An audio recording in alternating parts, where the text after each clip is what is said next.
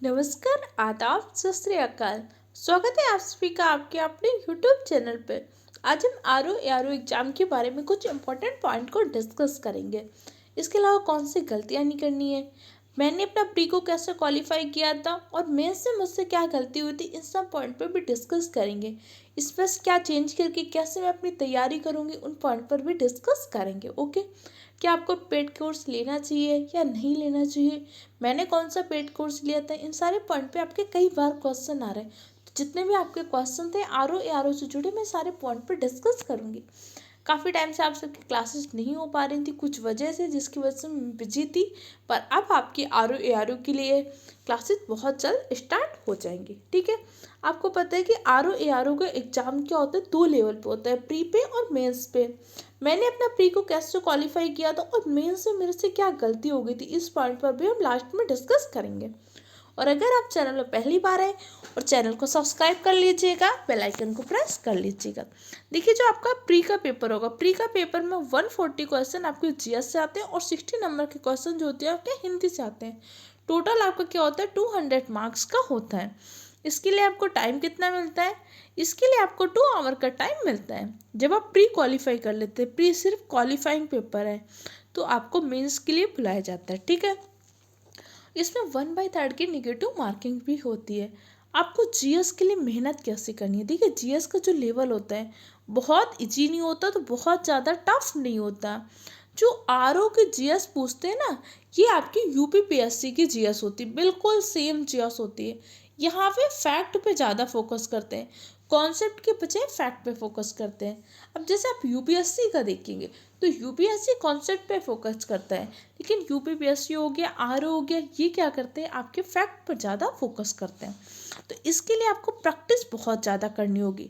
हिंदी आपके 60 नंबर आती है और 60 नंबर की बहुत अच्छी तैयारी करिए कि लगभग 50 से 55 नंबर आप स्कोर कर पाएँ। देखिए जीएस की आप कितनी भी अच्छी तैयारी करेंगे, 140 में 140 तो नहीं कर सकते, लेकिन कोशिश करना है कि कम से कम 120 नंबर तक कर पाए। ठीक है, इसके लिए मैंने क्या किया था, मैंने देखिए प्रैक्टिस बहुत की थी। मेरे पास जो दृष्टि की मेरे पास बुकलेट थी, दृष्टि के बुकलेट के साथ साथ मैंने दृष्टि की जो पीटी सीरीज आती है, उन पीटी सीरीज को सॉल्व किया था। अगर आप कहेंगे तो मैं चैनल पे वो पीटी सीरीज भी चला दूंगी।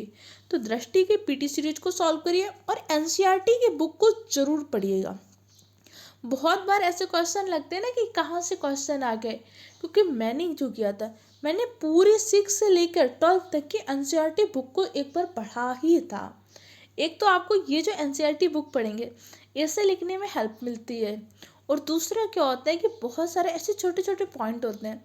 जैसे अभी पेट का एग्जाम हुआ था, बहुत सारे लोग कह रहे थे बहुत ज़्यादा वैसा पेपर, बेशक पेपर थोड़ा सा बेतुका था, लेकिन इसके बहुत सारे फैक्ट क्या थे, एनसीईआरटी के बुक से उठाए गए थे। और एनसीईआरटी की एक आपकी मानक बुक होती है, तो इसलिए आप एनसीईआरटी के बुक को तो ज़रूर से ज़रूर पढ़िएगा।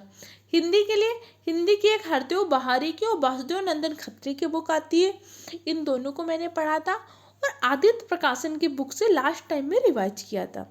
इसके अलावा हिंदी के लिए एक पेपर आता है, टारगेट टाइम का पेपर आता है। उस टारगेट टाइम्स के पेपर में क्या होता है, 2 से 3 थाउजेंड प्रैक्टिस क्वेश्चन होते हैं। उसको मैंने लास्ट टाइम पे 2 से 4 दिन में उसको सॉल्व किया था, बस लास्ट टाइम पे एक बार देख लिया था। इस तरीके से मैंने अपने प्री को क्वालिफाई किया था। अभी आपको सिर्फ प्री पर फोकस करना है, पर मेरी गलती क्या हो गई थी मैं उस पर भी डिस्कस करूँगी मेंस के लिए। एक्चुअली आपको पता होगा कि पिछली बार के लिए मेंस में उतना ज़्यादा टाइम मिला नहीं था, और मैंने प्री की तैयारी तो बहुत अच्छी की थी, और मेंस के लिए मैंने पता उतनी तैयारी नहीं की थी। जैसे ऐसे लिखने की मैंने बहुत ज़्यादा प्रैक्टिस नहीं की थी। मुझे लग रहा था कि मैं तो स्कूल कॉलेज टाइम से ऐसे लिखती ही आई हूँ, तो मैं तो लिख लूँगी। यहाँ पे आपको लगता है कि मैं उन टॉपिक पे ऐसे लिख लूँगी, जब आप एग्जाम हॉल में बैठते हैं ना, तो उस टाइम पर माइंड ब्लैंक हो जाता है। कॉपी भरना बड़ी बात नहीं, बहुत अच्छे तरीके से लिखना चाहिए। इसलिए थोड़ा सा मेरा इससे गड़बड़ हुआ था। बाकी जीके और जो ग्रामर आती है ये बहुत ज़्यादा हाई लेवल की नहीं होती, पर आप प्री से थोड़ी सी हार्ड हो जाती है, पर आप आसानी से कर लेंगे अगर आपने घटना चक्र और दृष्टि की पीटी सीरीज को सॉल्व कर लिया। क्योंकि दृष्टि की पीटी सीरीज को सॉल्व करने से क्या हेल्प मिल रही थी, इसमें क्या होता है, क्वेश्चन की लैंग्वेज ऐसी होती है जैसे एग्जाम में पूछता है, और घटना चक्र की लैंग्वेज थोड़ी ईजी होती है। तो एक बार दृष्टि की पीटी सीरीज को जरूर सॉल्व करिएगा। ठीक है, और शासकीय पत्र और गद्यांश के लिए थोड़ी थोड़ी प्रैक्टिस चाहे तो करिए, लेकिन अभी आपके पास ज़्यादा टाइम नहीं है तो अभी प्री पर ही फोकस करते हैं। और कोई भी डाउट हो, दिक्कत हो, कन्फ्यूजन हो, कमेंट सेक्शन द्वारा पूछ सकते हैं। ऐसा कोई टॉपिक है जो आपको नहीं समझ में आ रहा है या कोई और दिक्कत है तो आप मुझसे पूछ सकते हैं। ओके, जल्दी मिलते हैं नेक्स्ट क्लास में।